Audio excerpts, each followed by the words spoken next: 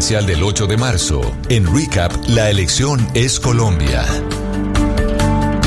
8 de la noche, 17 minutos. Es abogada, es política colombiana desde 2014. Ya lleva más de 10 años en el Congreso de la República por el Centro Democrático. Paloma Valencia, gracias por estar con nosotros aquí en Recap Blue. Muchísimas gracias, yo feliz de estar aquí. La pusimos a trasnochar un poco. No, pues ya trasnocho todos los días, ya lo que pasa es que se me empieza a ver el cansancio. No, pues imagínese. Pero bueno, aquí hay energía para todo. Un país como este con tantos problemas, si uno se mete a esto es porque siente que tiene la energía para no volver a dormir en 4 años. Y como diría una persona que usted conoce más que yo, trabajar, trabajar y trabajar. Así toca y pues las campañas tienen una cosa que en el fondo es muy bonita y muy distinta a otras épocas de la política, y es el contacto con la ciudadanía, que siempre es positivo. La gente siempre te dice cosas bonitas, te abraza, te da entusiasmo, y claro, los sufrimientos son muy distintos porque aquí uno está sufriendo es por llegar a tiempo, pero realmente pues la campaña es un tiempo muy feliz. Claro. Duro pero feliz. Duro pero feliz, pues al final ustedes son políticos para eso. Pero ¿qué es lo que más duro le ha dado de todo esto? Amapola, sin duda alguna. ¿Le reclama Amapola? No solo me reclamo, porque pues se me ha vuelto un tiempo muy cortico, que es el de 5 a 5:30, 5:40 que ella sale para el colegio, y muchas veces cuando llego pues ya está dormida.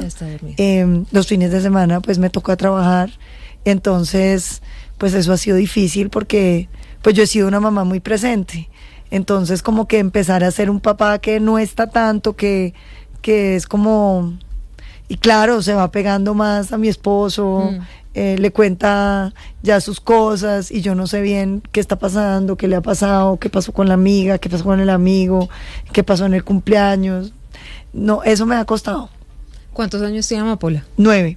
Pero ya entiende. Claro, súper entiende, pues ella como dice, ella tiene 9 años, pero tiene 10 años de experiencia política, porque está trabajando desde la barriga. Ya casi la alcanza. Sí, ella tiene muchos años de experiencia y entiende muy bien, y ella, por ejemplo, pues tenía muchas dudas en torno a que yo fuera candidata, porque decía, tú trabajas ya mucho, yo no estoy tan segura de que sea bueno que seas presidente porque te va a tocar trabajar más. Y pues ha habido cosas que además ensombrecieron todo este ejercicio, como el asesinato de Miguel, claro, que por supuesto a ella le pegó. Pues si a uno le pega, imagínese lo que es para una niña pensar, puede ser mi mamá la que sigue, ¿no? ¿Tuvieron esa conversación en algún Tuvimos momento? una conversación más adelante. Al principio fueron simplemente como ataques de pánico que le daban, pero pues que era que estaba por ahí de pronto y se ponía a llorar. ¿Qué te pasó, mamá? No me quiero morir, yo no me quiero morir, mamá. Pero ella no era capaz de decirme pues que lo que le daba miedo era que me mataran a mí. Ya como muchos meses después, ya cuando murió Miguel, en un momento dado me dijo, mamá, ¿y qué pasa si tú te mueres? Una conversación terrible para uno tener con un niño tan chiquito. Y yo lo que le dije es que no le iba a pasar nada, que ella seguía su vida y todo iba a estar bien. ¿Y a usted le da miedo hoy? Pues yo no pienso en eso, yo pienso que si uno se pone a pensar en eso, pues obviamente le va a dar miedo. Pero los miedos son para vencerlos. Yo sí lo creo, que uno pueda dejar que los violentos le escriban el futuro a este país y que uno tiene que honrar lo que uno está haciendo. Pues sí, yo mucha gente me dice, pero Paloma, ¿para qué? Y yo pienso, pues porque es la única opción. Uno no puede corrérsela a los problemas independientemente de lo difíciles que sean. Paloma, este año, distinto a otros, hay un número importante de mujeres intentando llegar a la Casa de Nariño. Así es. Y esto ha sido una lucha de mucho tiempo. Muchas generaciones. Muchas generaciones. Antes había de pronto una candidata o 2 candidatas, pero este es el año, por lo menos así lo siento yo, con más mujeres intentando vencer esos estereotipos. Hay 3, que tampoco sí, somos muchas. Pero había digamos, más al principio. Pero digamos que... todos creíamos que esto iba a ser una contienda entre mujeres. Sí, yo creía que la candidata del pacto iba a ser María José. Creía pues que la candidata. Aunque Clara López también. Clara López. Vicky Dávila, su compañera de consulta, está Claudia López, Clara López y usted. Paloma Valencia. Son 4. Somos 4. Pero eso es, definitivamente yo en mi memoria no tengo que 4 mujeres hubieran llegado hasta este punto.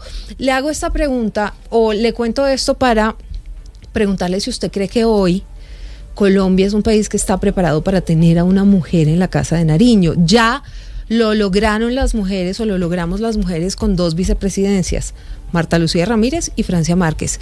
Pero hoy Colombia, siendo un país que todavía es muy conservador, incluso machista, ¿está o no está preparado para una mujer en la Casa de Nariño? Silvia, yo creo que la pregunta es otra, es si las mujeres estamos preparadas para gobernar. Y yo creo que la respuesta es sí, las mujeres estamos listas para gobernar bien a Colombia. Y yo creo que cuando esta nación tiene más de 215 años en los que no ha habido una sola mujer presidente, va llegando el tiempo de que nos den el chance. Yo veo mucho entusiasmo en las mujeres de edad, en las mujeres jóvenes, en las peladitas, en las niñas. Veo una cosa muy potente pasando entre las mujeres. Y veo también muchos hombres diciendo: a mí me parece bien que haya una mujer presidente. Veo como un gran respaldo al hecho de ser mujer y a que Colombia ensaye qué pasa si gobierna una mujer, porque pues los hombres y las mujeres tenemos muchas cosas en común, pero también tenemos muchas cosas que nos distinguen. Este país nunca ha sido gobernado por una mujer y va llegándole su tiempo. Paloma, usted es mujer, usted es mamá, tiene una hija de 9 años y entonces hoy Colombia llora la muerte de un pequeño, Kevin Acosta, de 7 años, por una crisis en el sistema de salud. Una crisis muy difícil. Además, usted es congresista. Por el Congreso pasó una reforma a la salud del gobierno del presidente Gustavo Petro, otra que también se hundió. ¿Qué va a hacer Paloma Valencia como candidata para evitar que más niños como Kevin Acosta se mueran esperando un medicamento? Lo primero es decir que Kevin Arley, se muere por la negligencia de este gobierno, al que le gana la ideología y al que no le importa la salud de los colombianos. Colombia tenía un buen sistema de salud, que no era perfecto, estamos de acuerdo, que había muchas cosas que mejorarle, estamos de acuerdo, pero uno de los mejores sistemas de salud del mundo. Dirá la gente: pero es que los estudios exageran, no era tan bueno. Piensen en la cantidad de colombianos que viven en el exterior, que viven en Estados Unidos, que viven en Inglaterra, que viven en Canadá. Cuando se enfermaban, se venían a tratar a Colombia, porque Colombia tenía un excelente sistema de salud. Lo que hemos visto de este gobierno es que destruyeron el sistema, y lo destruyeron a punta de no pagar. Cuando había que hacer los aumentos de lo que tenemos que contribuir al sistema de salud, el gobierno no le parecía. Entonces empezó a pagar las facturas de 100 pesos en 70, empezó a pagar las facturas de 100 pesos en 50, no pagar los medicamentos. Y piensa cualquier colombiano, ¿cuántos días fía una tienda? Una tienda le fía 15, si le va bien le fían 30. Petro lleva al fiado 1 año y medio. Y lo de Kevin Arley es gravísimo, porque es que un niño con hemofilia, con su tratamiento profiláctico, es exactamente igual a un niño que no tiene ninguna enfermedad. Ese es un medicamento esencial para un niño con hemofilia. Negarle los medicamentos, como lo ha hecho el gobierno, y esto hay que decirlo claro, lo ha hecho el gobierno, porque cuando el gobierno toma la decisión de no pagar los medicamentos, de no pagar la salud, de pagar a medias las cuentas, de intervenir las EPS y robarse la plata, que es lo que le ha pasado a este país, los petristas volvieron la salud un negocio para ellos, en detrimento de la salud de los colombianos. Ahí sale el presidente hasta implicando a su secretaria privada en los robos de la salud, pero esto no es un tema nuevo, es que fueron las platas que sacaron en aviones de las empresas, de las EPS intervenidas, que lo sacaron a paraísos fiscales, es que es la plata que metieron en hospitales y se la robaron y se la dieron a los amigos de la campaña, es que son dizque los 4 billones en equipos básicos. Yo pregunto, ¿quién los ha visto? ¿En dónde están? Yo que me recorro este país, nadie da razón de los tales equipos básicos. Una señora por allá me dijo que había visto uno. Le dije: ¿qué te dijeron, mi linda? Me dijo: me tomaron la presión. Y le dije: ¿qué? Me dijeron: me encontraron bien. 4 billones y medio. 4 billones y medio. y no hay plata para pagar los medicamentos de Kevin Arley. Pero lo más asqueroso del episodio es que se atrevan a decir que la culpa es de la mamá que lo dejó montar en bicicleta. Los niños son niños y la salud es para prevenir que un niño con hemofilia se muera. Era un medicamento esencial que el niño debiera tener. Yo le quiero contar una cosa, Silvia. El anterior interventor de la nueva EPS acumuló 10 años de días de arresto por desconocer las tutelas de los colombianos. 8:27 p.m. Y esto me lleva también a hablar de otro tema importante, senadora. Usted incluso hace algunos minutos pues tuvo la vocería de la réplica a lo que anunciaba el presidente Gustavo Petro en la locución presidencial el domingo. Usted ha estado al frente de varias réplicas, incluso la del 20 de julio del año pasado, que fue una réplica llena de datos, de información, de estadísticas. La pudimos ver allí en el Congreso de la República.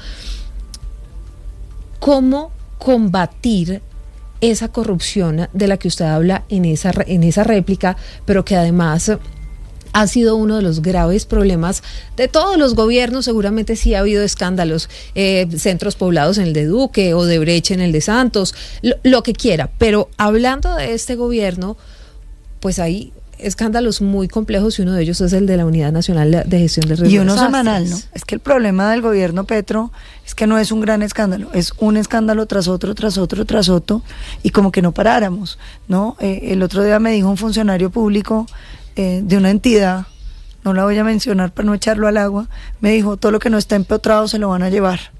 Y a mí me entristeció mucho eso, porque yo creo que este país no puede seguir en este grado de corrupción. Y uno se pregunta, Silvia, ¿cómo hacemos para controlar la corrupción? Y lo primero es el ejemplo. Yo sí les quiero decir, yo soy una mujer de manos limpias. A mí no existe plata que alcance para comprarme la conciencia. Yo sí creo que yo soy incorruptible. Y yo creo que este país va a tener que ser muy disciplinado e implacable contra la corrupción. Yo tengo la teoría que si metemos a algunos corruptos a la cárcel y damos ejemplo de que los vamos a perseguir, los demás se van a esconder.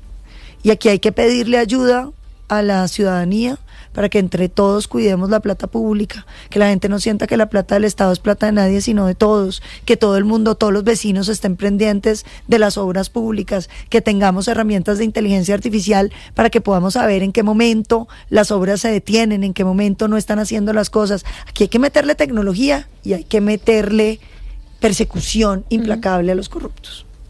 Senadora, la idea de esta entrevista es abordar amplios temas, varios temas de la realidad nacional, de la coyuntura, y arranco por uno que pues usted conoce muy bien y es el Congreso de la República, y ya ha dicho el presidente Gustavo Petro que él espera entregarle el próximo 20 de julio al Congreso que se posesione ese proyecto de Asamblea Nacional Constituyente.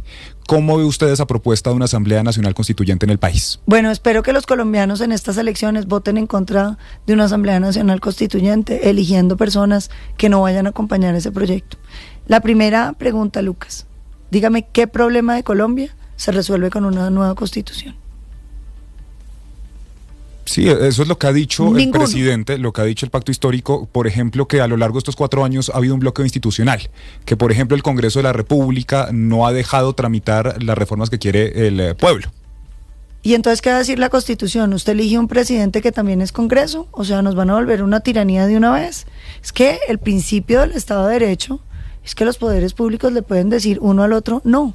Usted puede sacar una ley y la Corte Constitucional la tumba, y eso no es un bloqueo. Eso es un control institucional.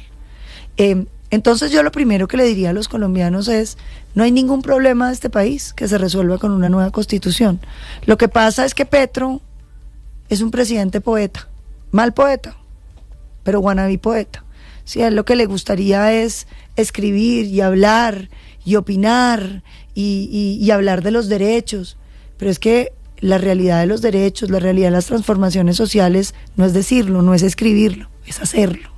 Él cree que uno arma un nuevo sistema de salud escribiendo una ley mal escrita. Eso no es verdad. Miremos, por ejemplo, las reformas a la salud de Petro. La gente le dicen es que esta es la reforma que va a darle buena salud. Usted no puede creer el título, usted tiene que mirar cómo funciona. ¿A usted qué le parece que usted le entregue la plata de la salud a la politiquería de este país? Que usted diga que ahora son los alcaldes y gobernadores los que van a elegir el sistema de salud. Yo el otro día hablaba con un alcalde de un municipio, me decía, senadora, yo a duras penas tengo con qué pues hacer un andén para que me digan que yo tengo que armar la red de servicios de salud. ¿Usted se imagina lo que es eso? Pero además imagínese lo que es cuando Caprecom se lo robaron ciertos políticos, ahora tan cercanos allá al pacto, y cobraban por pagar una factura, usted entregarle a la politiquería la salud colombiana. Mire cómo está funcionando las EPS que tiene administradas Petro, son las peores de las peores de las peores. O sea, no hay ninguna privada tan mala como las que está administrando Petro. ¿Por qué querríamos hacer eso? Mire el sistema de salud que montó Petro para los maestros. Se han gastado más de 2 billones de pesos en eso. No funciona. Entonces, yo creo que uno lo primero que tiene que entender es que la política no es de discursos, la política es de hechos. Ahora, frente al bloqueo institucional de Petro, yo les quiero contar una cosa. Los presidentes no son para sacar leyes. Si Petro lo que quería era sacar leyes, ha debido quedarse en el Congreso. Yo como congresista he sacado muchas leyes, y muchas leyes importantes. El presidente es para administrar la plata de los colombianos. Eso no se lo bloqueó nadie, porque es que el dueño de la chequera es él. La pregunta es en qué se gastó la plata. No hizo vivienda social, que porque no le gustaban los subsidios con los privados. No hizo autopistas, que porque eran para ricos. No hizo vías terciarias, que porque, no sé por qué, no las hizo tampoco. No hizo las nuevas universidades, no mejoró el sistema de salud, no está pagándole el subsidio al adulto mayor, porque no se lo está pagando, y hay 23.000 adultos mayores menos que en el gobierno Duque recibiendo el subsidio. Y vaya, acabó con Familias en Acción. Usted va y mira, bueno, entonces hicieron acueductos, tampoco, hicieron alcantarillados, tampoco, solucionaron algún tipo de... nada. Usted va y mira en qué se gastó el presupuesto más grande de la historia de Colombia, que es el que tuvo Gustavo Petro, y se lo gastaron en burocracia. Y luego usted dice, no, es que pobrecito, a él le tocó un país muy endeudado. Oiga esta cifra, Silvia, él recibió un país con 800 billones de deuda y nos va a entregar un país con 1.200 billones de deuda. Es decir, nos demoramos 215 años en acumular una deuda de 800 billones y en 3 años y medio Petro nos metió 50% más, 400 billones adicionales. ¿Dónde están? Porque esa es la pregunta que se tienen que hacer los colombianos. Que lo bloquearon, por Dios, el Congreso es un sitio para escribir cosas. Ahí no va a cambiar el mundo. Uno cambia el mundo con la plata, invirtiéndole a la ciudadanía. ¿Usted quiere un sistema de salud? Bueno, pues gaste en la salud. Petro cogió la salud de los colombianos y entre los robos y la burocracia y los 23.000 millones para decorar, iba a decir, pero es para maquillar a la primera dama, la plata de los colombianos se perdió. Senadora, hay un fantasma que ronda siempre ese tema de la constituyente y es la reelección. Muchos dicen que la intención del presidente Gustavo Petro es generar esta Asamblea Nacional Constituyente para intentar reelegirse en 4 años. El expresidente Uribe modificó la Constitución para reelegirse y esto fue un escándalo que todos los colombianos lo sabemos. ¿Usted firmaría sobre Roca en caso de ser elegida presidenta de Colombia que no va a apuntarle a modificar la Constitución para eso que tanto le preocupa a los colombianos, que es la figura de la reelección?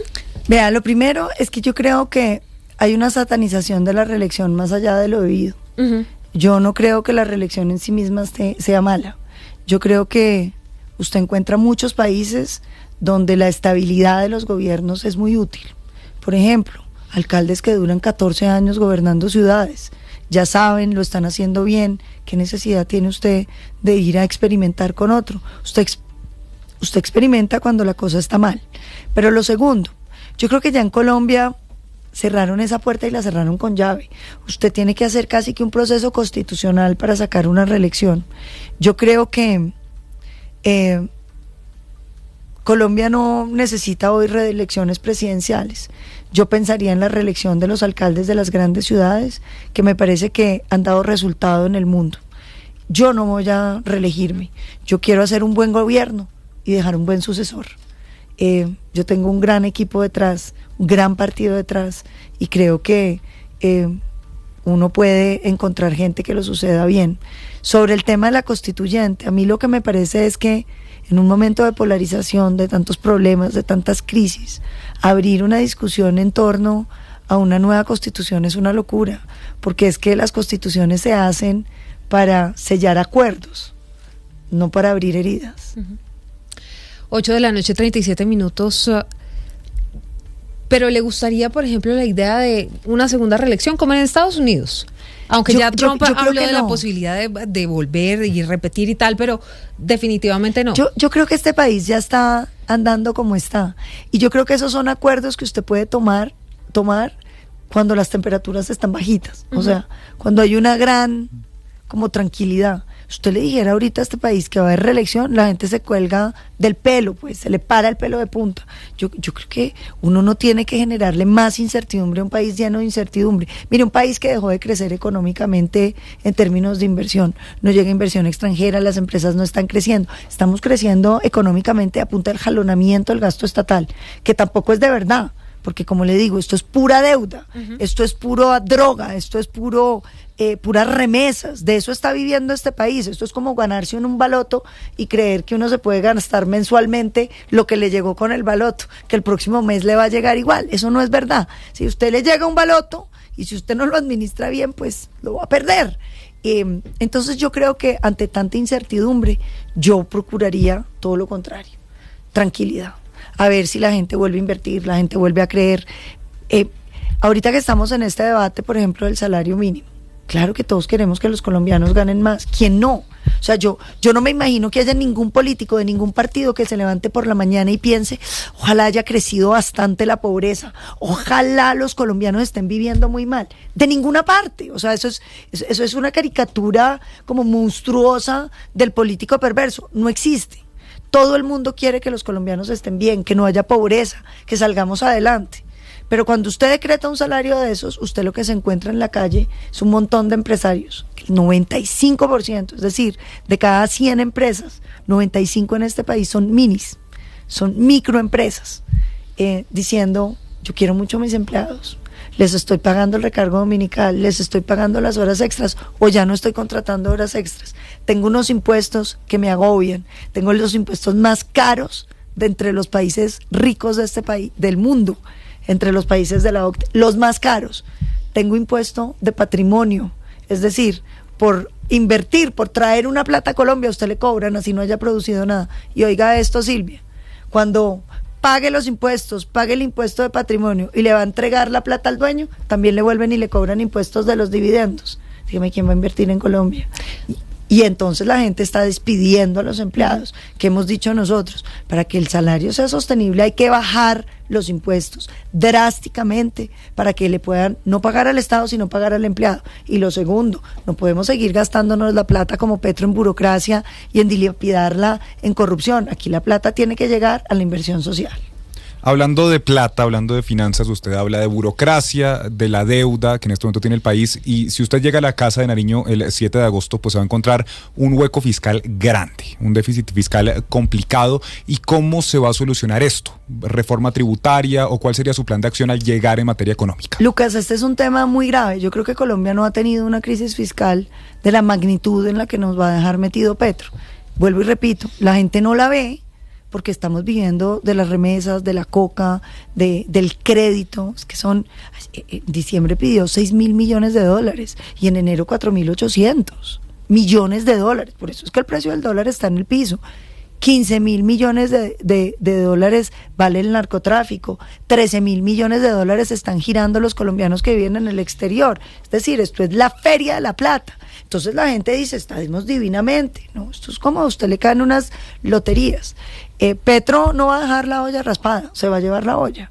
El déficit fiscal que va a tener este país se estima entre 85 y 100 billones de pesos. Un déficit que puede ser más o menos entre el 7% del PIB. A eso súmele un endeudamiento que, como les decía, está en 1.200 billones, con una tasa de interés que es la más alta que hayamos pagado, más de 13.5, capacidad de endeudamiento cero. Los impuestos, usted no puede poner un impuesto más en Colombia, es que la gente ya no tiene de dónde pagarlo. Entonces, ¿qué nos va a tocar hacer? bajar los impuestos. ¿Cómo? Usted dirá, ¿cómo va a bajar los impuestos en semejante crisis? Pues yo creo que hay argumentos técnicos. La curva de Laffer dice que cuando usted tiene impuestos tan altos, deja de recaudar. Nosotros tenemos que volver a un sitio donde podamos recaudar más. Pero el tema es el siguiente: nosotros le vamos a apostar al crecimiento económico de una economía fraterna. ¿Qué es el crecimiento económico de una economía fraterna? Impuestos bajitos para que la gente venga, contratos de estabilidad jurídica para decirles: estos impuestos que están, usted los puede mantener por los próximos tantos años, 5 años, 10 años, lo que sea.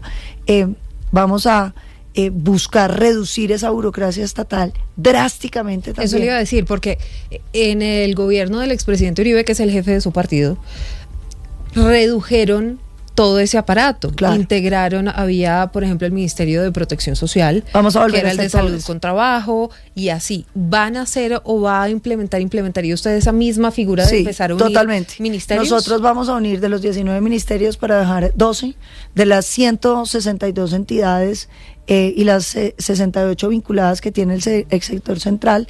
Vamos a buscar una reducción drástica de todas esas entidades en burocracia, en funciones, en que tengamos un Estado digital, un Estado con inteligencia artificial, un Estado cercano, ágil, rápido, delgadito.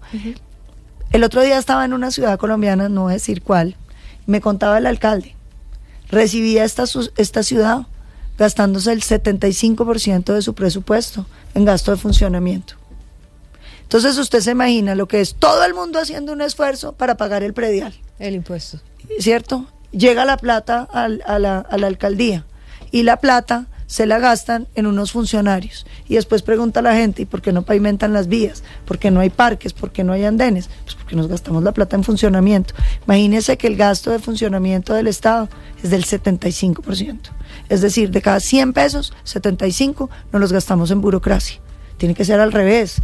Gástese 25, vamos a ir a empezar reduciéndolo. Eso no es tan fácil de reducir de un día para otro, pero vamos a hacer el esfuerzo para que quede plata, para invertirle a los campesinos, para pagarle un subsidio al adulto mayor sin robarnos el ahorro pensional de los colombianos, para pagarle un subsidio a las madres cabeza de hogar de este país que viven vaciadas y sin que nadie les ayude, para poder generar una bolsa de crédito popular masivo para los informales, para que puedan tener cómo sacar sus negocios adelante, para poder electrificar el Pacífico, para poder bajar las tarifas de energía del Caribe. Lo que necesitamos es plata. Lo que no puede ser es que con toda la plata que tiene este país, Petro haya decidido gastársela en burocracia. Hay mejores destinos. Mire, ¿cómo generar o cómo va a hacer usted para generar más empleo y menos informalidad? Que es otro tema importante dentro de, digamos, este paraguas económico con el que empezamos esta entrevista. Pues esto, mire, lo primero es que necesitamos un país seguro. Silvia, en un país donde la gente tiene miedo, no hay ingresos que alcance. Ayer estuvimos en el Huila. Me mostraban unos campesinos de Suaza el volante que les entrega a las FARC-EP, disidencias, con los nombres y teléfonos de los guerrilleros autorizados a extorsionarlos. Tienen que pagar por cada litro de leche que sacan. Tienen que pagar por cada res que tienen. Si usted es mototaxista en Soledad Atlántico, usted tiene que inscribirse en el programa de extorsiones. Entonces, de verdad, paga 500,000 pesos de acceso y después tiene que pagar una mensualidad, semanalmente 15,000 o 20,000 pesos. Le ponen pico y placa. Entonces, lo primero es que necesitamos un país seguro. Lo segundo, necesitamos un país con poquitos impuestos, estabilidad jurídica, un Estado austero. Y entonces usted puede empezar a crecer económicamente. Le voy a contar, Lucas, una historia que me sucedió. Estábamos en Palmira. Usted sabe que nuestro suroccidente, yo soy del Cauca, y mi abuela era de Palmira, entonces yo quiero mucho esa tierra. Y estábamos ahí hablando, y yo decía: voy a bajar los impuestos para poder sostener el salario. Y una señora que estaba ahí, que era petrista, me dijo: Paloma, pero ¿por qué siempre piensas en los ricos? Y a mí me llamó mucho la atención. Entonces yo le dije: ¿por qué, mi linda, te parece que estoy pensando en los ricos? Me dijo: Paloma, porque los pobres no pagamos impuestos. Yo le dije: mi linda, yo voy a bajar los impuestos porque estoy pensando en los colombianos más pobres. ¿Tú de dónde crees que salen los empleos? ¿Dónde se va a meter a trabajar tu hijo o tu sobrino o la señora que quiere un trabajo? En una empresa que genere empleo. ¿Sabe qué me contestó la señora? Mi hijo trabaja en el Estado. Entonces yo le dije, mi linda, ¿y de dónde crees que se pagan los sueldos del Estado? Y ella se quedó un poco perpleja y le dije, salen de los impuestos que paga el sector productivo, los emprendedores, las microempresas, las grandes empresas pagan, y con eso es que se puede tener burocracia, y con eso es que se puede hacer la política social. No se dejen confundir los colombianos. Este odio de clases que está sembrando Petro es contrario a lo que tenemos que hacer, es la receta de la pobreza. Aquí lo que necesitamos es todo lo contrario, riqueza, pero en una economía fraterna, que le vaya bien al trabajador y le vaya bien al empresario. Pero usted no cree que estamos de acuerdo en una polarización tremenda en la que está Colombia, en donde además el discurso sí es entre ricos y pobres, pero también es entre derechas e izquierdas, y el país se polarizó tremendamente además con el plebiscito por la paz, los del sí y los del no? ¿Cómo terminar eso o esa polarización que además protagonizan por un lado el expresidente Uribe y por el otro el presidente Petro? Porque al final la gente, pues eso es lo que, en eso es en lo que piensa, Uribe o Petro. Si a mí no me gusta la derecha, entonces soy petrista, y si a mí no me gusta la izquierda, entonces soy uribista, o soy de derecha o soy de izquierda. ¿Cómo terminar con eso? Yo lo primero que diría, Silvia, esto no es un debate de izquierdas ni derechas. Este es un debate de neocomunismo y democracia, de libertad o estatismo. Yo creo que aquí nosotros no estamos frente a una izquierda. Esto no es Robledo, esto no es Aurelio Suárez, que son gente de izquierda. Esto es neocomunismo. Esto es el modelo del Foro de Sao Paulo, que llega al poder, que empieza a destruir institucionalmente los países. Es que a Petro no le gusta que una corte le tumbe una ley, y no le gusta que el Congreso no le apruebe una ley, y no le gusta que haya oposición y la estigmatiza. ¿Cuál es el siguiente escenario de un gobierno que siguiera de Petro? Habría mayorías en la Corte Constitucional. No habría quien le dijera que no desde la Corte Constitucional. Mayorías en el Banco de la República, para que empiecen a emitir, para que vivamos las inflaciones que han vivido los países que se metieron en ese sendero. Seguirían purgando las fuerzas militares para ponerlas al servicio de la criminalidad, que es lo que han venido haciendo. Seguirían purgando la Fiscalía General de la Nación. Ese es un camino sin retorno. Ese es un camino sin retorno. Esto no es un debate entre izquierdas y derechas. Esto es un debate entre neocomunismo y democracia. Creo que Colombia, que ha vivido tan de cerca la tragedia venezolana, no se puede llamar equívocos. Yo le digo una cosa, yo tengo muchos amigos de izquierda que quiero mucho. Esto no tiene nada que ver con ideologías de izquierda. Y también creo que la manera de superar la polarización es teniendo temas que nos unan a todos, es teniendo cosas que sean más grandes que nuestro lugar en el mundo. Y es más grande pensar en una Colombia que le vaya bien, una Colombia que le dé oportunidades a las madres cabeza de hogar, que saque los informales adelante, que se la juegue por esa juventud que no estudia, que no trabaja, que hoy está básicamente viendo un celular. ¿Cómo vamos a lograr meter este país en la inteligencia artificial cuando sabemos que todo va a cambiar y que el mundo que se viene es diferente? ¿Cómo vamos a enriquecer este país cuando sabemos que nos estamos volviendo viejos antes de volvernos ricos? Que este país ya no va a crecer demográficamente, que nos quedan 30 años para sacar adelante este país. Si eso no nos une, pues yo no sé qué nos pueda unir. Senadora, me iba a ir a la parte política, pero es que con eso que usted decía me acordé de una frase que usted dijo hace algunos meses y se volvió viral. Estoy casada con un mamerto. Y eso me empezó a llegar a mí por los chats, lo empecé a ver en redes sociales, y eso justamente generó mucho revuelo, porque creo que algunas partes de este país pues no se imaginaban eso. Pues sí, porque aquí la gente ha decidido que las diferencias ideológicas lo hacen a uno incompatible personalmente, y eso es una cosa pues absolutamente ridícula. Yo vengo de una familia donde mi tía abuela era no solo gobernadora, sino después ministra del general Rojas Pinilla. Y mi abuelo era conservador y hacía oposición y quería que se cayera el dictador Rojas Pinilla. Y el hermano de ellos era comunista y hacía política en el Partido Comunista. Y la otra hermana era liberal y todos podían almorzar. Un domingo, comerse un sancocho, conversar y saber que cada posición política expresa una manera de sentir el mundo. Mi marido es es mamertico. ¿Sigue siendo mamerto? Eso le iba a preguntar. ¿Sigue siendo mamerto? Pues no, porque ya vota por mí, pero él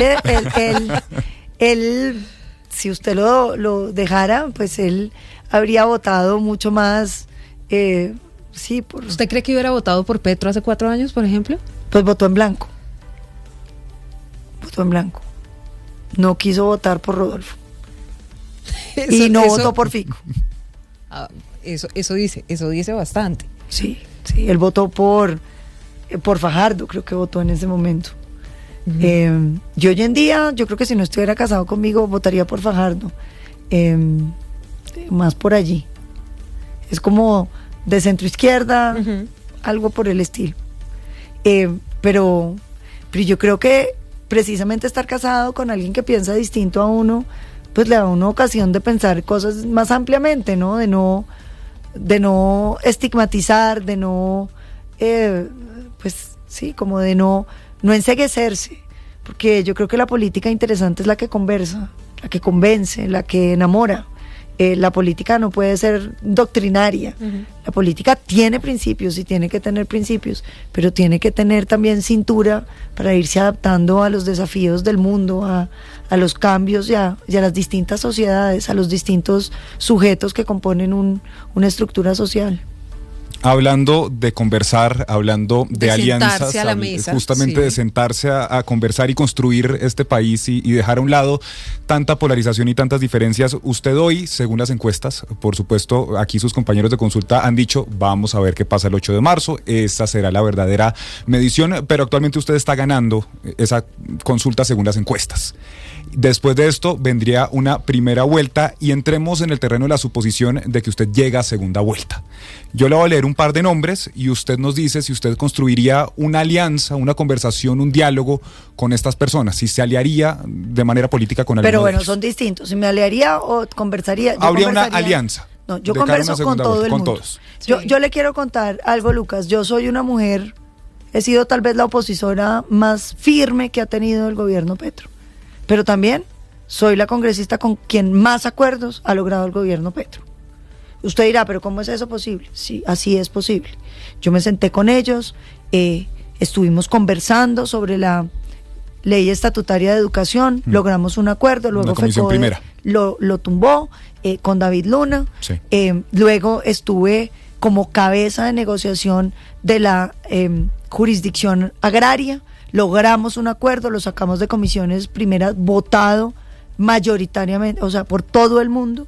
Eso no es fácil lograr esos acuerdos, necesita mucho empeño. Entonces yo, si usted me pregunta con quién va a conversar, yo converso con todo el mundo, con el que quiera conversar conmigo, con 2 condiciones, ni violencia ni extorsión. Bueno, entonces pongamos esto, ¿con quién se aliaría? De cara a una segunda vuelta haría una alianza. Sergio Fajardo. Sí. Claro que sí. Bienvenido. Yo tengo el mayor respeto por el doctor Sergio Fajardo. Me parece que es un hombre supremamente inteligente, capaz, comprometido con este país. Claro que me encantaría poder hacer alianzas con él. Abelardo de la Espriella. También. Es que yo creo que aquí nosotros tenemos que, yo vuelvo y repito, yo creo que el siguiente gobierno es un gobierno de defender la democracia. Yo no me aliaría con nadie que esté en contra de la democracia. Iván Cepeda. No, porque Iván Cepeda representa la continuación de Petro, representa la visión de destruir la Constitución del 91, representa la visión de acabar el sistema de salud, de seguir entregándole este país a los violentos. Es que Iván Cepeda es el papá de la paz total. Ahí también participé yo. Estuve muchas semanas sentadas. Lo que pasa es que yo sí no quedé contenta con ese proyecto y por eso no lo voté. Imagínense que le quité como 700 ojos, pero tiene otros 700. Entonces ya no lo pude votar, pero también le gasté mucho tiempo a eso. Yo creo que este país está sufriendo las decisiones de Iván Cepeda, que se traducen en 40.000 asesinatos durante este gobierno, 21.000 jóvenes. Tenemos secuestro como no teníamos hace mucho tiempo. Se creció el secuestro en más de 110% y los atentados terroristas en más del 80%, muchos en mi suroccidente. A mí me toca hoy recibir las llamadas de los caucanos diciéndome estoy escondido debajo de la cama porque se están tomando el pueblo. Eso es inaceptable y yo no puedo creer que alguien vote por una persona que llevó a este país a esa situación. Claudia López. Hombre, yo con Claudia tengo una muy buena relación. Lo que pasa es que me toca pensar con cuál Claudia uno se alía. porque ella cambia mucho y eso me hace difícil hacer alianzas con ella. Yo he hecho muchos acuerdos y al final siempre he recibido un palazo después del acuerdo, entonces me cuesta, a pesar de que la aprecio mucho. Daniel Quintero. De ninguna manera. Ya, punto. De ninguna manera. Mauricio Liscano. Tampoco. Clara López. Yo con la doctora Clara tengo una relación muy especial porque ella fue mi profesora y fue mi directora de tesis. Ah, no sabía. Ah, ya ve. Mire usted. Yo soy bien educada por la izquierda de este país. También tuve al doctor Carlos Gaviria como profesor, al doctor Cifuentes. Es decir, yo tengo muchos que quiero y admiro mucho, a pesar de que no comparto su ideología. Pero yo con la doctora Clara creo que yo tengo muchos puentes para conversar, pero evidentemente ni ella ni yo nos vamos a liar políticamente. Luis Gilberto Murillo. Todo el respeto por el doctor Luis Gilberto, pero él también políticamente creo que está muy distante. Yo creo que los gobiernos tienen que reconocer la oposición y tienen que respetarla. Y no está bien que los gobiernos pretendan absorber la oposición. En la democracia es tan importante tener un gobierno como tener una oposición. Roy Barreras. De ninguna manera tampoco. Juan Fernando Cristo. Pues, con el doctor Cristo yo tengo una muy buena relación también, pero creo que políticamente él está hoy más cerca de ser oposición a mi gobierno que ser parte del gobierno. Y me queda un último nombre, Carlos Caicedo. Yo creo que al doctor Carlos Caicedo tampoco le interesaría ser parte de este gobierno. Yo creo que uno tiene que entender que con mucha gente puede tener el mayor diálogo y las conversaciones para discutir temas centrales del país, pero que las democracias funcionan en una dinámica gobierno-oposición. Un gobierno que pretenda absorber la oposición es un mal gobierno. Esa entonces es la lista, digamos, de quienes hoy están aspirando a la presidencia de la República con usted, además de sus compañeros de coalición. Pero déjeme decir algo sobre mis compañeros de consulta, que son un hit todos, sí. que son una gente con buena hoja de vida, sin escándalos de corrupción, que somos muy distintos y nos hemos dado palo en otros momentos de la vida, pero que estamos mostrando que ante esta, digamos, amenaza a la democracia, ante esta catástrofe de gobierno, aunque muchos colombianos no lo vean, pero que se va a ver más adelante, pues hay una alternativa de una nueva generación que entiende que hay que aprender a caminar juntos. Mire, senador, usted sabe que la política es de alianzas. Así es. También de traiciones. Digamos, sí. Eso dice. Usted sabe más de eso que yo, pero es de sacrificios. Muchos. Si usted tuviera que sacrificar su cercanía o el apoyo del expresidente Uribe para llegar a la Casa de Nariño, ¿lo haría? No. Definitivo no. No, la gente en Colombia a veces le cuesta trabajo entender la lealtad y creen que es que uno es como que es que él es mi jefe, entonces él me mandaría a no hacerlo. Yo no tengo jefes, yo tengo es un ejemplo, yo tengo una inspiración. A mí el presidente me inspira, a mí me demostró el presidente Uribe que la política sí cambia el mundo. Yo creo que uno no se puede conformar con el país que le tocó, tiene que aspirar a un país mejor. Y cuando yo pienso en el presidente Uribe, para mí el presidente Uribe es un ejemplo de que eso se puede. A mí me inspira a poder hacer las cosas.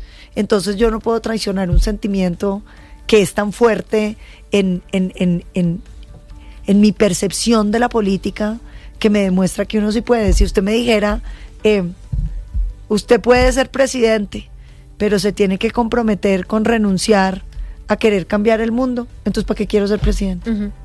¿Para qué? Yo creo que el poder de ser presidente no es el honor, no es la elección, es poder hacer las cosas. Es que usted vea un país que cambie después del ejercicio de su paso por ahí. Y eso es lo que a mí me mueve. Y para mí el presidente Uribe es el sinónimo de eso. Mire, usted, digamos, es muy crítica, y lo dijo, yo he sido muy crítica con el gobierno del presidente Gustavo Petro, pero también, pues, ha logrado apoyos para sacar proyectos en el Congreso.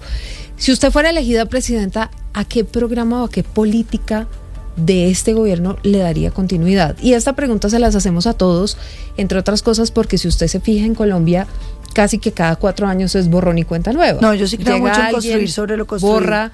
Ahora, la dificultad de Petro es que lanzó muchas políticas, pero no cumplió ninguna. Entonces no es como continuidad, sino que uno adoptaría esa política que él planteó y no hizo. A mí caminos comunitarios me encantaba, que era la idea de construir las vías terciarias con las juntas de acción comunal. Y los alcaldías. Yo creo que eso tenía una potencia que era bien importante. Yo creo mucho en las juntas de acción comunal. Los comunales de Colombia han ayudado mucho. Ahí hay que meterle ingenieros, ojalá recién graduados, para que cumplan su primer trabajo, construyendo las vías, los andenes, los acueductos, lo que podemos hacer en trabajos comunitarios. Hay otro programa que me parecía chévere, que era todo el tema de el crédito popular, la economía popular. Lo que pasa es que no lo estrenó. Ese no hay que darle continuidad, sino iniciarlo. Yo cuando leí los discursos de Petro, porque para mí el tema de la informalidad ha sido una obsesión en mi vida, yo creo que yo estaba, cuando nadie hablaba de informalidad, yo trabajaba en esos temas. Y he sacado leyes a propósito de quitar trámites, de reducir costos, de tener un INVIMA gratuito, una cámara de comercio gratuita, de ayudar al pequeño emprendedor de este país a que salga adelante. Cuando yo vi eso, yo dije, ay, qué pesar, Petro se va a gastar lo que yo quería hacer. Bueno, si ya lo hacen, pues no me toca hacerlo. Y me quedé esperándolo. Yo quería ver ese crédito popular, el fin del gota a gota, yo quería ver los cursos para los informales, las incubadoras de empresa, los programas de emprendimiento, pues me quedé esperándolo. Eso también me gusta y sigue siendo una cosa en la que me encuentro. Y también diría que hay un último tema y es el tema ambiental. Él se echa el discurso, pero no hizo nada. Por eso le digo que la continuidad es más como filosófica. Yo sí creo que este país tiene unas riquezas ambientales que hay que defender. Uno no puede seguir dejando que talen el Amazonas, no puede dejar que los parques nacionales estén sembrados de coca, no puede dejar que destruyan el Darién, que es uno de los 3 hotspots que tiene Latinoamérica, no puede dejar que arrasen las selvas del Pacífico. Aquí hay que meterle la mano al sector ambiental, pero eso necesita no discursos sino plata. Por eso nosotros vamos a financiar la protección ambiental del desarrollo minero energético de este país. Usted dice, yo me siento a hablar con todos, y esta es una pregunta que no sé si la ha pensado, pero ¿hay algún funcionario que esté hoy o que haya pasado por el gobierno Petro que usted diga, oiga, me gusta cómo manejó esta cartera, cómo manejó este departamento, ¿podría estar en mi gobierno? Yo la verdad no he conocido ninguno. Seguramente habrá alguno por ahí, pero digamos que uno, cuando usted me lo pregunta, se me vienen las cabezas. Y no me siento como con ganas de nombrar a ninguno. No creo que el gobierno haya sido sobresaliente en ninguna área. Son buenos para echar discursos, pero muy malos para hacer. Y Colombia necesita menos discursos y más resultados. Y de 1 a 10, ¿cómo califica el gobierno? Esta pregunta también se la hemos hecho a todos. Yo le voy a decir lo que yo creo del gobierno. El gobierno no hizo nada. O sea, es un gobierno muy mediocre. Yo no le pondría de 1 a 10 más de 3. Pero es un gobierno que tiene una cosa que uno tiene que reconocerle. Y es que hay colombianos que se sienten conectados y vistos por él. Y esa, en política, es una virtud importante. Cuando usted logra que alguien se sienta representado por usted. Y yo creo que una de las cosas que uno tiene que entender para un futuro gobierno es que todos esos sectores sociales que se sienten identificados con Petro, esos sectores sociales, en cambio, sí tienen que tener y seguir teniendo interlocución con el gobierno. Esos son sectores con los que usted sí tiene que hablar y tiene que reconocer y que tiene que mirar a los ojos y que ellos sientan que usted sí los está mirando. Senadora, usted mencionaba a una región que es muy importante para usted, que es el Cauca, pero que además es una de las más golpeadas por el terrorismo, por el narcotráfico, por la presencia de grupos armados criminales, por la violencia. Es una zona que está fuera del control del Estado prácticamente. ¿Cómo va a hacer usted, si llega a la presidencia de la República, para recuperar el control del Cauca? El cañón del Micay, eso está en manos de las disidencias de las FARC. Hay azonadas contra el ejército. Es muy difícil lo que pasa en Cauca. ¿Cuál es su propuesta para el Cauca? Vea, yo creo que en el Cauca hay que aplicar la mano firme y el corazón grande, literalmente. Orden, firmeza y corazón. El Cauca necesita volver a tener orden y hacer cumplir la ley. El gran problema del Cauca es que empezó a depender de la coca. Uh-huh. Y cuando los campesinos se meten a la coca, se meten con el sueño de que se van a volver ricos. Porque eso es lo que les dicen, ¿no? Que no hay ningún cultivo que pague más que la coca. Si eso fuera cierto, pues los municipios del Cauca y de Nariño y del Putumayo y el Catatumbo serían los más ricos de Colombia. Y no lo son, porque detrás de la coca no viene la plata, viene la violencia, viene la esclavitud. Porque usted entra en ese negocio, al principio le pagan y usted está feliz, pero después entonces le empiezan a vender cosas, le restringen, le cobran, se le llevan los hijos, le violan a la niña, la vuelven esclava sexual, si usted se quiere salir lo matan, lo extorsionan, usted se vuelve esclavo y dependiente. Y esa es una nueva forma de esclavitud. Yo digo que hay dos formas de esclavitud, si quieren hablar de esclavitud. La primera, la de los cargos públicos, donde usted se vuelve apéndice de un político y no puede decir nada, ni opinar nada, ni exigir nada, porque si no lo sacan.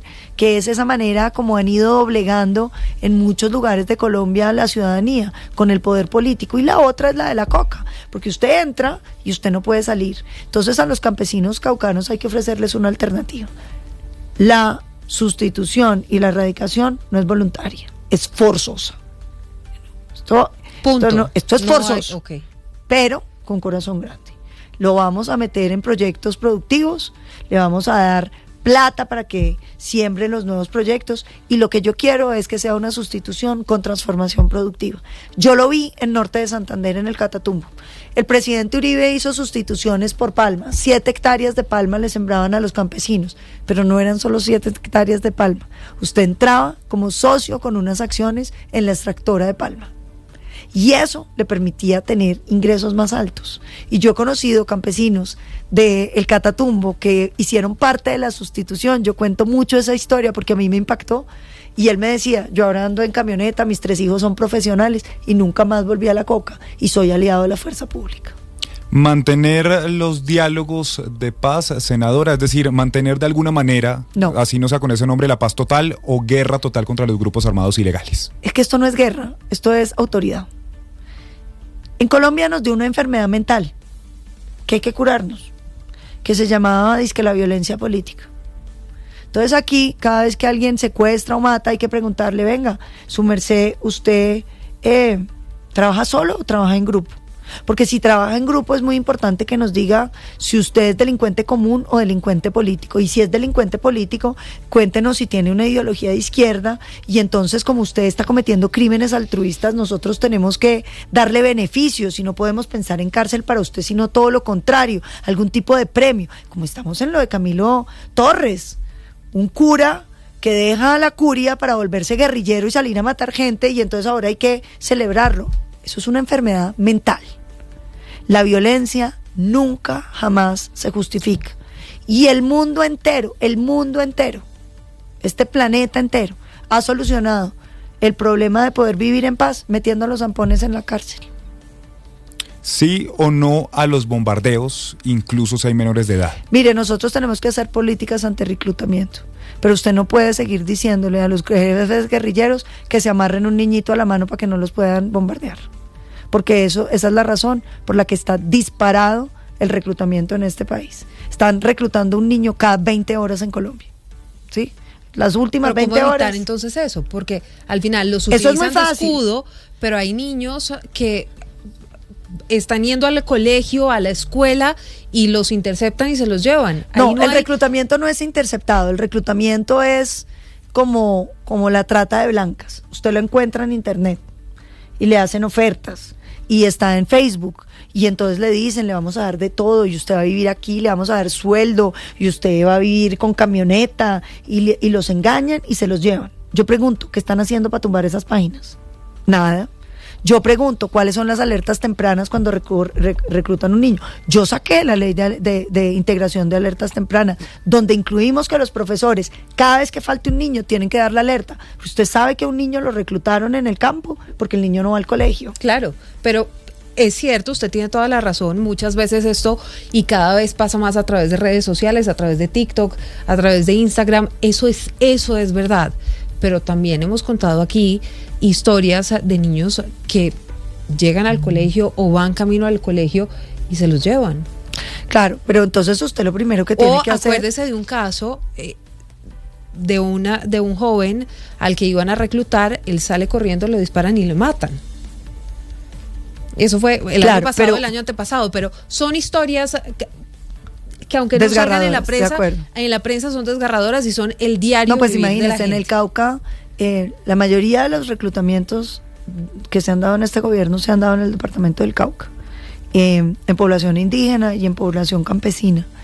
Y lo más horrible, Silvia, es que las familias no pueden denunciar, porque les dicen, si usted denuncia, venimos por los demás. Entonces las familias se tienen que quedar calladitas. Por eso es tan importante la alerta temprana de los profesores. Uno tiene que ir y buscar los niños y no dejárselos quitar. Y aquí tenemos que tener una jornada completa para poder cuidar los niños por la tarde mientras los papás están trabajando, en una jornada que yo digo tiene que ser deportiva y cultural, tiene que ser que los niños aprendan otras cosas, encuentren actividades y que nosotros cuidemos los niños y estar atentos. Pero lo que sí no se puede hacer, en mi opinión, es decir que uno no va a actuar contra quien tenga un niño prisionero, porque entonces van a coger todos los niños. Mire, usted decía, el presidente es el dueño de la chequera. Sí. Pero también decía, aquí hay que acabar la burocracia.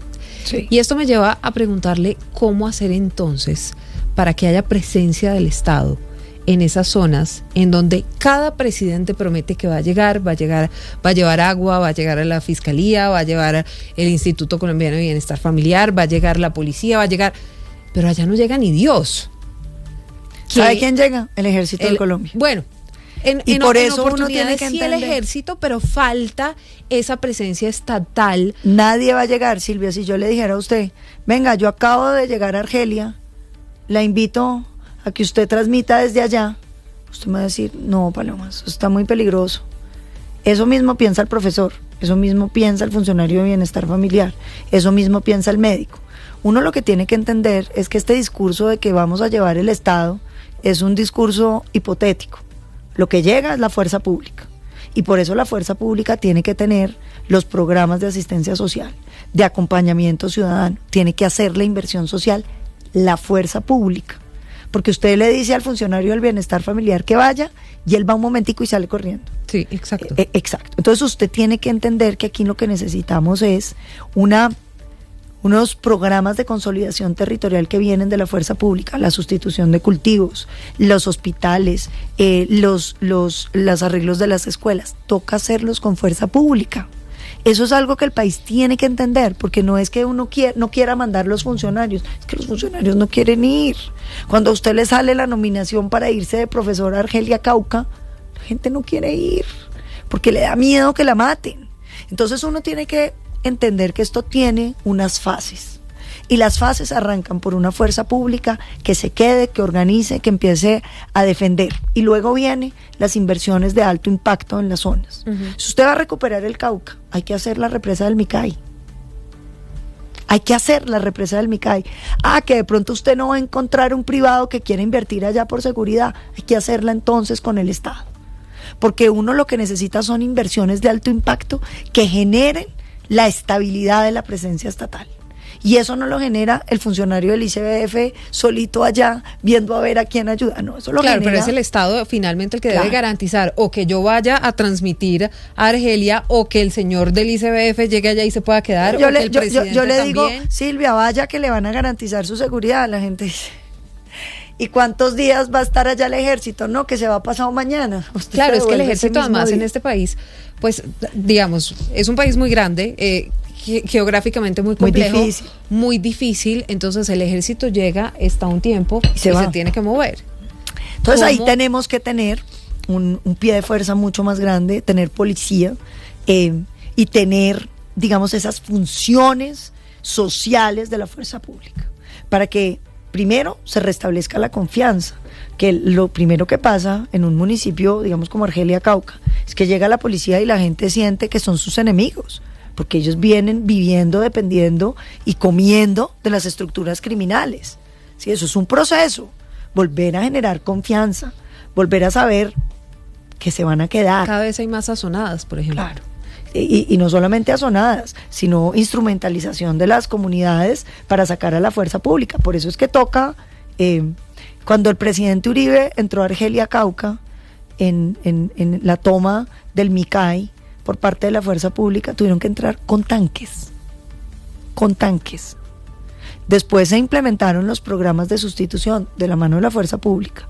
El café, el aguacate que usted ve en Argelia vienen del gobierno del presidente Uribe, cuando lo que se logró fue ir construyendo confianza entre la ciudadanía y la fuerza pública, y esa confianza empieza a desarrollarse, y cuando se empieza a consolidar y ya la gente está del lado de la legalidad, ya no quiere que vuelvan los ilegales, ahí usted puede ir a transmitir y el señor del bienestar familiar puede venir, pero eso es un proceso. ¿Y eso se logra en 4 años?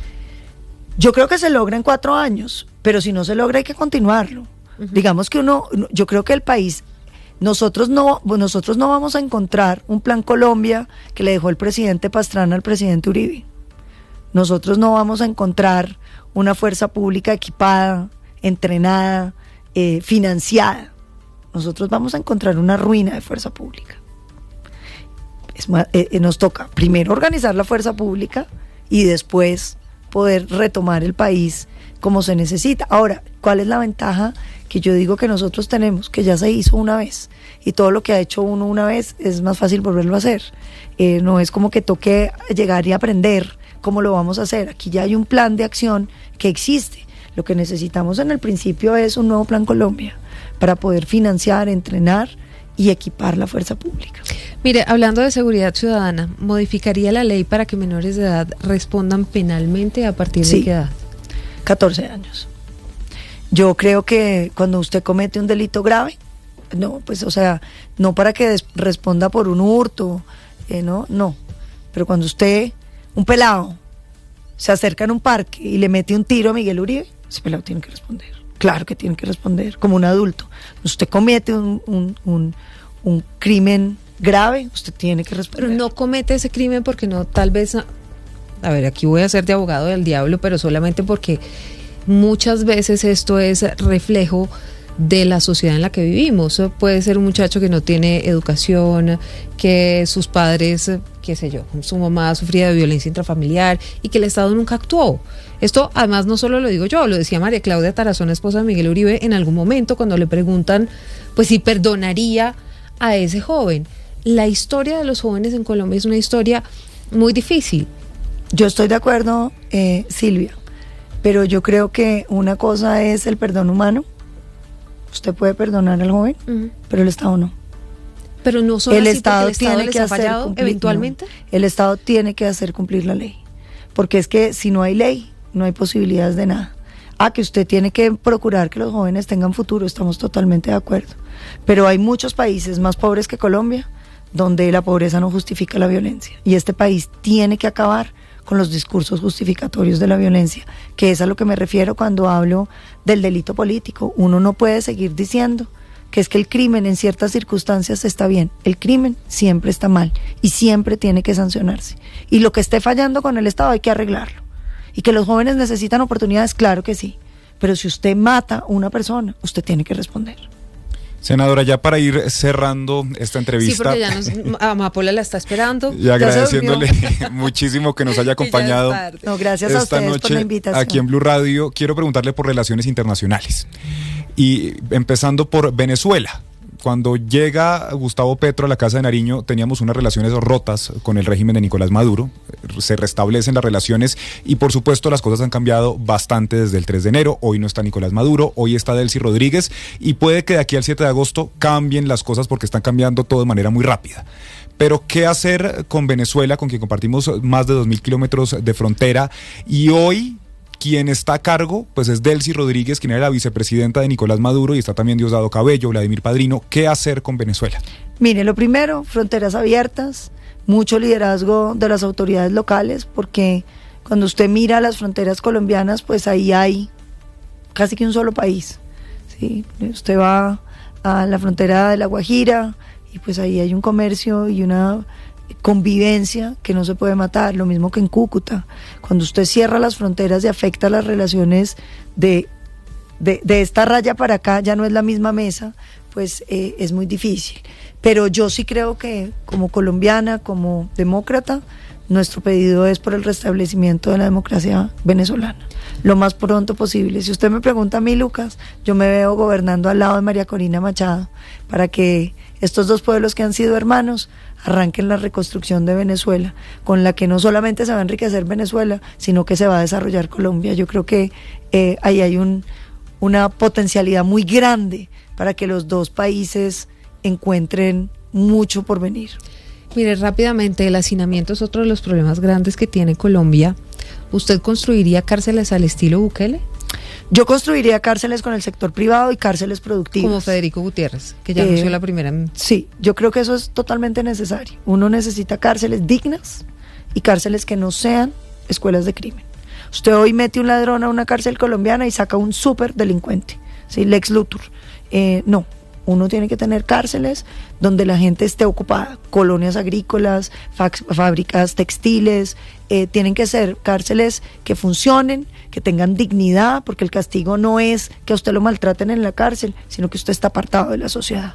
Y lo segundo que yo diría, mire, a mí me molesta mucho, por poner alguna palabra, que uno se gaste 2.600.000 pesos mensuales en un preso y no haya 230.000 pesos para un adulto mayor pobre y no haya un subsidio para las madres cabeza de hogar. Esto es un tema de prioridades. Las cárceles tienen que ser productivas y tienen que ser sostenibles. Hay un contendor suyo que ha planteado la posibilidad de cerrar el Congreso. Esa no es la pregunta es si, hablando de todo este tema de recortar gastos del Estado y eso, usted reduciría el tamaño del Congreso. ¿No son demasiados congresistas hoy? Yo tuve ese proyecto y lo presenté, lo que pasa es que no pasa. Pero yo sí creo que un Congreso más chiquito podría ser bueno para Colombia. Porque es que yo creo que los colombianos están muy cansados del gasto político. ¿Sí? El funcionario, el funcionarito, el asesor, el asesorcito, el senador, el representante, los asesores. Yo creo que el país necesita ver inversión. Y ahora lo que pasa es que ese es un proyecto, yo creo que para momentos más tranquilos. Sí, en mi lista de proyectos ese no sería uno de los está mucho más abajo porque tengo cosas mucho más urgentes que sacar y el prestigio político se le va gastando a uno. Yo me lo voy a gastar todo porque este país necesita tomar decisiones que son difíciles y que son impopulares y que hay que tomarlas. Entonces, si usted me dice esa pelea ahorita, yo le diría no, tengo unas mucho más grandes, importantes ahorita. Por ejemplo, la educación. Nosotros no podemos seguir teniendo un sistema de educación que es una trampa de inequidad tremenda. Que si usted tiene plata puede ir a un buen colegio privado y si es pobre le toca un pésimo colegio público. Y que usted no tiene derecho a escoger el colegio de sus hijos. Y que aquí nos obligaron a la educación como una especie de caridad. Ahí tenga ese cupo y si no le gusta de malas. No, aquí hay que empoderar a los padres de familia, devolverle la libertad de elegir, que puedan ir a colegios privados los pobres y los vulnerables de este país pagados por el Estado, que hagamos más colegios en concesión. Esa es una pelea muy brava. Entonces, si usted me pregunta en qué se va a gastar el prestigio político, me lo va a gastar primero en las peleas más duras. ¿A quién se encomienda Paloma Valencia? Yo me encomiendo mucho a la Virgen, aquí la llevo conmigo, pero también a Dios.